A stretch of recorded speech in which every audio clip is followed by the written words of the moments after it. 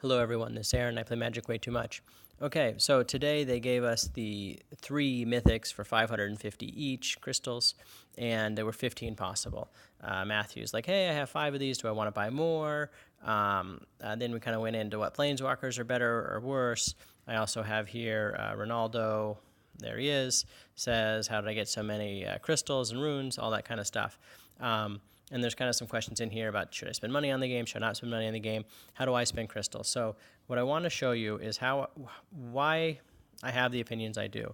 First of all, this is how I spend my money on the game or don't spend money on the game. It's not the only way, and I just want to give you my opinion. And then you can have your own opinion, and yours may change or not, or yours may be reinforced or whatever, but it's just my way, and I'm going to talk about it in one angle, okay? So I think you can earn enough crystals never to buy any, never to purchase any with real money.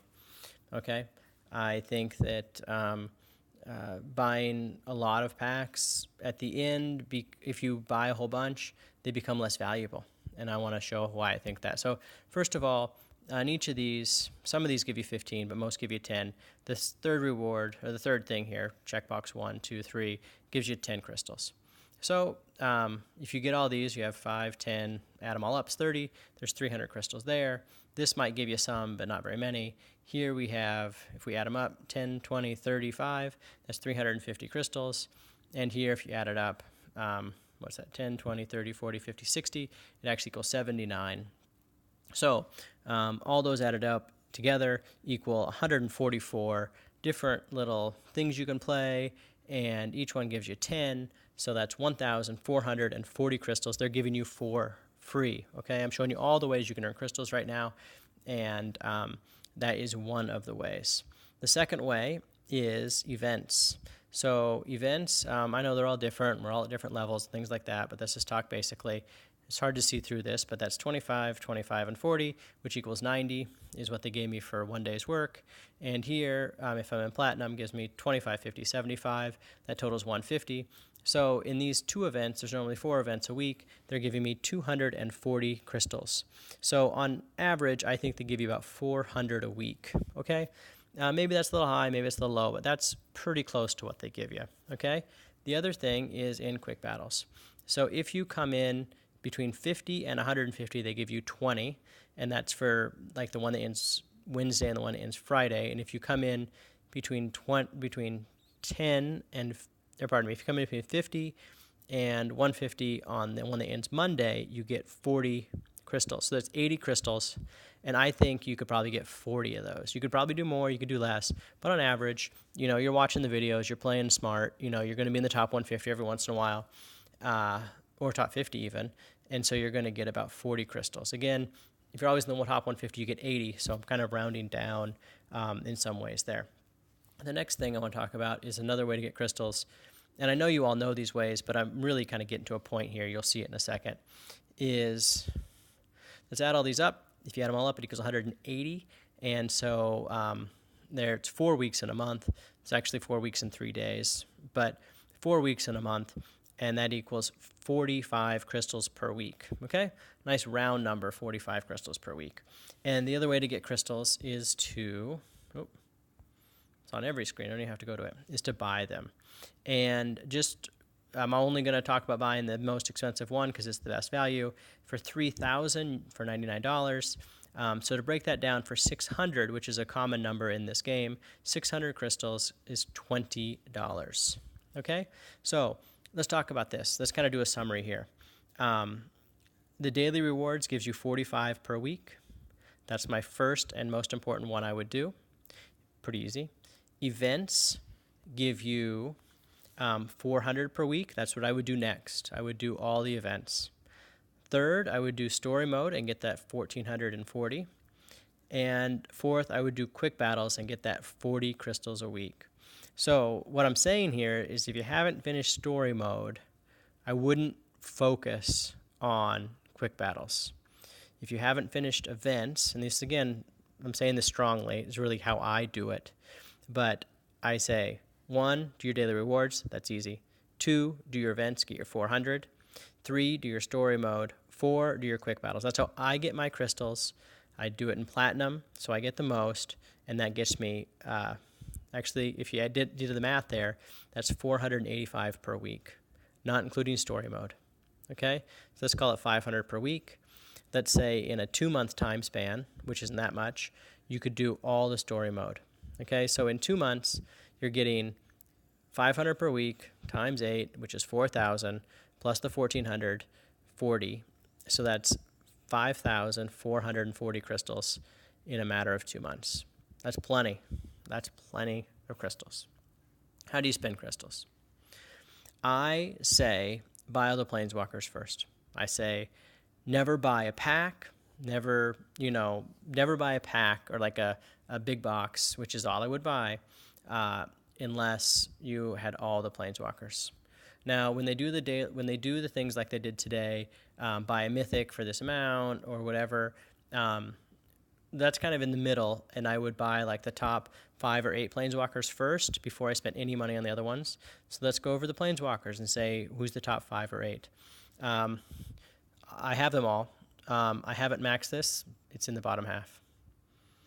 Arlen Cord, I would say, is about in the kind of 5 to 8 range. I might overlap here a little bit, but kind of good, not great, but I use her all the time. Kind of in the 5 to 8 if I had to give it a ranking. Chandra, bottom half. I don't have enough time with this, and I just doesn't appeal to me. Bottom half. Davin, I haven't used it. I'd say right in the middle. Some people love it, but I'd say right in the middle, maybe a little better than middle. Bottom half. I'd say bottom half. Gideon, I never use Gideon. I'd say bottom half. Jace, I like him better than average. So I'd say a little better than average. Jace 2, some people love him. I'd say average. Kyora, I'd put number 2 planeswalker of all the planeswalkers. Koth, I'd say it's kind of interesting because I used to say like top 3 or 4, but I'm going to say, like number 7 or 8 now because Nahari is just number 1. And you're going to use Nahari in any deck. You want speed. Liliana, I'd say about 5 or so. The other Liliana, I'd say a little higher. I'd say kind of 4, 3. Nahari, number 1, no exceptions, number 1. With quick battles, you go the fastest. You can get 150 points an hour in quick battles with Nahari. You can do all the win in 5 rounds with Nahari. No question, Nahari's the best. My opinion, argue against it. Nisa, bottom half. Obi Nixus, some people love him, bottom half, but close to the middle.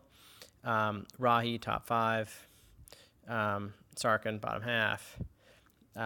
Soren, I'd say in kind of that 5 to 8 range. And Tezzeret, below the bottom. If there's any I wouldn't buy Tezzeret.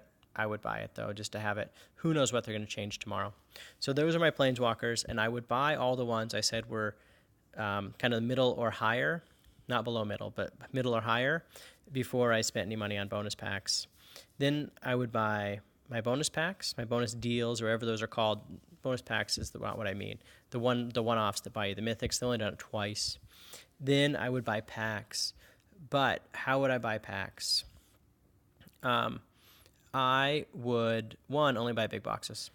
The pricing, and I wouldn't buy any specialty thing. Sometimes they're like, hey, all green or whatever.